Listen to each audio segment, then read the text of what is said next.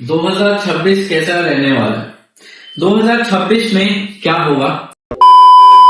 Welcome back to our new video of market की बात equity योगी के साथ। आज हम बात करने वाले हैं 2026 की। 2026 कैसा साल जाएगा, क्या क्या होने वाला है, क्या सेक्टर चलेंगे, क्या मेजर नियर टर्म इम्पैक्ट दिख रहे हैं, क्या मेजर नियर टर्म पॉलिसीज हमें दिख रही हैं जिसकी वजह से मार्केट ड्राइव करेगा।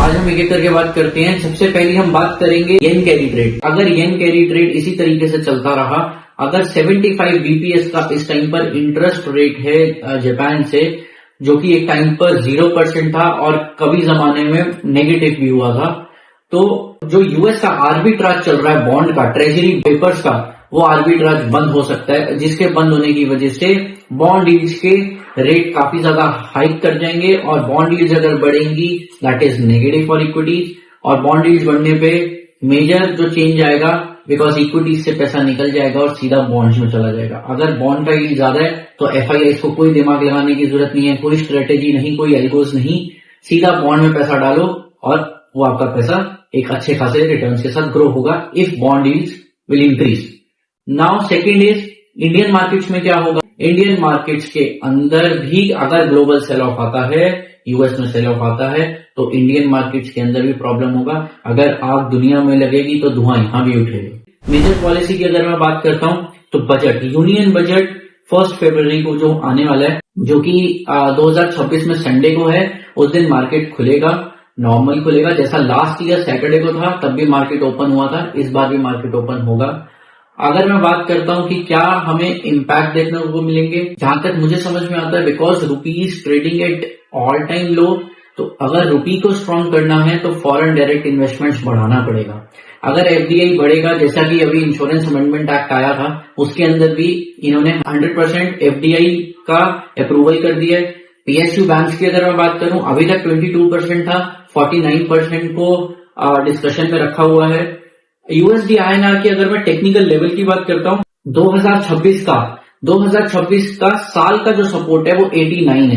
89 is the key level for 2026। Till it trades below 89, US rupee will get strong, and till it trades above 89, then rupee will get weak. So 89 is the key level for 2026 for USD INR. अगर मैं Nifty की बात करता हूं तो Nifty के अंदर first half मुझे इक्विटीज का पॉजिटिव नहीं दिख रहा। प्रोबेबली फर्स्ट क्वार्टर तो बिल्कुल नहीं दिख रहा है।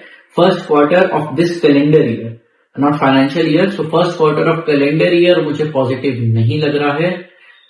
Second quarter onward seems positive चीजें होंगी, बिकॉज तब तक बजट हो चुका होगा और बजट के बाद जो पॉलिसीज बजट में फॉर्म होंगी उसका इम्पैक्ट आने में 1-2 महीने लगते हैं, तो वो इम्पैक्ट आना स्टार्ट होगा, ग्राउंड पे दिखने लगेंगी चीजें। जो भी इंफ्रास्ट्रक्चर प्रोजेक्ट्स अनाउंस होंगे, जो भी फॉरेन डायरेक्ट इन्वेस्टमेंट्स अनाउंस होंगी, जो भी फॉरेन पॉलिसीज अनाउंस होंगी, और इंडिया के लिए कुछ टैक्स बेनिफिट्स अनाउंस होंगे कि बाहर से अगर पैसा ला रहे हैं, फॉरेन डायरेक्ट इन्वेस्टमेंट्स आ रही हैं या एफपीआई आ रहा है, तो उन सबको बेनिफिट मिलना स्टार्ट हो, उन लोगों को थोड़ा ईज ऑफ डूइंग बिजनेस मिले, स्टार्टअप के लिए ईज ऑफ डूइंग बिजनेस होगा। ये सब चीजें मेरे हिसाब से हम लोग बजट में देखेंगे। सो बजट के बाद 1-2 महीने में कुछ चीजें बेटर होने लगेंगी।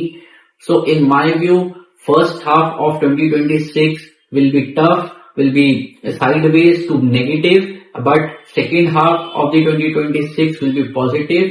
After 1st of April जब नेक्स्ट फाइनेंशियल ईयर स्टार्ट होगा, मुझे लगता है वहां से थोड़ी चीजें बेटर होनी स्टार्ट होनी चाहिए।